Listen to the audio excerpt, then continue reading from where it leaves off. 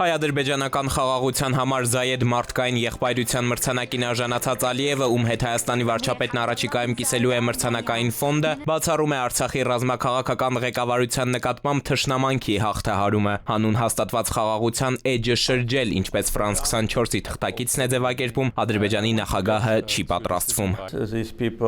Նրանք ձերբակալվել են Ղարաբաղում մեր ռազմական գործողության արդյունքում եւ ենթարկվել արդարադատության։ Նրանց տրամադրվել են փաստաբաններ, դատավարությունը բացարձակապես թափանցիկ էր, նրանց հանցագործությունները ապացուցվել են վկաների ցուցմունքներով, բազմաթիվ ցուցմունքներով եւ չկա որևէ կասկած նրանց հանցավորության վերաբերյալ։ Ալիևն այստեղ նկատի է առնում շուրջ 1 տարի ադրբեջանական դատարաններում բեմադրված ֆարսը, որոնք անցնում էին առանց անկախ փորձագետների, իրավապաշտպանների, լրագրողների ներկայության։ Շոու դատավարությունները լուսաբանելու շնորհը նա միայն պետական լրատվական գործակալությանն էր արել, եւ այստեղ հարց է առաջանում, եթե այդքան փաստեր, փաստարկներ ունեն, ինչու մինչև վերջին շունչը կռիվ տվեց խաղաղության նախապայմանագրում միջազգային հայցերից հրաժարվելու դրույթ սահմանելու համար, ինչու իր այսպես կոչված ապացույցները չտարավ միջազգային դատարաններ։ France 24-ի լրագրողը ուղիղ է ձևակերպում, կարող եք ինչ-որ բան անել այս հարցում, պարոն Ալիև, հստակեցնում է ձեր լիազորությունների սահմաններում ժեստ ցույց տվեք, աշխարհի բացաչքի առաջ խաղաղություն խաղացողը փաստորեն չի կարող։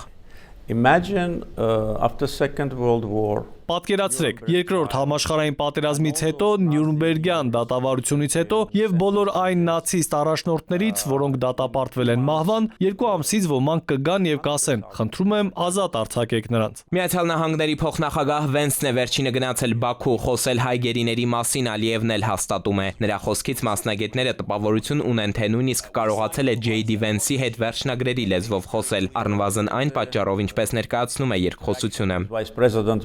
Փոխնախագահի հետ մի քանի ժամ տևած զրույցի ընթացքում այլ հարցերի շարքում նա նույնպես բարձրացրել է այս հարցը եւ ես արտահայտել եմ Ադրբեջանի դիրքորոշումը այս հարցի վերաբերյալ եւ վերջ։ Հայերին նացիստ է կոչում մի երկրի առաջնորդ, ով փառքի արժանացրեց քնած հայսպային կաթնահարողին, դիվանագիտական կոռուպցիոն հնարավոր ու անհնար ջանք գործի դրեց հանցագործ Սաֆարովին իր երկիր վերադարձնելու համար, որ հունգարական բանտի ճաղերի դառնության փոխարեն զինվորական բարձրաստիճան կոչման քաղցրությունը վայելի։ Ինչ վերաբերում է մերոնց դատական գործերին, բացառությամբ նախկին պետնախարար Ռուբեն Վարդանյանի, Ալիևի դատարանը Արցախի ռազմաքաղաքական մյուս ղեկավարների եւ նրանց միասնական գործով անցնող քաղաքացիական անձանց վճիռներն արդեն կարել է, բայց Վարդանյանն այստեղ վերջին խոսքն ասել է. փաստել դատ չէր, այլ դատաստան։ Եթե մեկը ստորանալու է մյուսի առաջ, ոչինչ չի ստացվի, ոչ մի խաղաղություն չի լինի։ Հույս ունեմ, որ մենք սա կգիտակցենք ու կհասկանանք, որ ամեն ինչ կախված է միայն մեզնից, ինքնավերականգնվելու, ինքներս մեզ հարգելու մեր կարողությունից, չկորցնելով այն գիտակցումը, որ մենք իսկապես պետք է ապրենք խաղաղության մեջ մեր տարածաշրջանում։ Բայց Հայաստանի հետ խաղաղության պայմանագիրը վերջնական ստորագրելու համար էլ Ալիևը պայման նախապայմանները չի փոխում, պահանջները, որ դրել է մեր երկրի առաջ, հետ չի քաշում։ Ասում է սահմանադրությունը պետք է փոխենք, ըստ էության հրաժարվենք մեր անկախության հռչակագրից, Երրորդ հանրապետության ծննդյան վկայականից, որտեղ ամրագրել ենք Արցախի հետ վերամիավորվելու ազգային նպատակը։ Ալիևի ողջ վարչակազմը հիմնված է հայատյացության,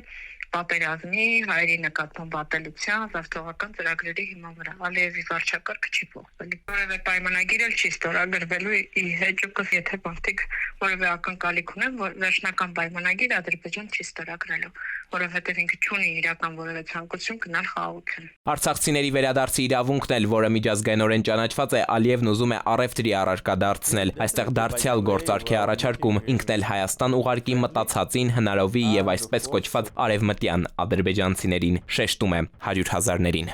Էդուարդ Պողոսյան, ժամը լրատվական։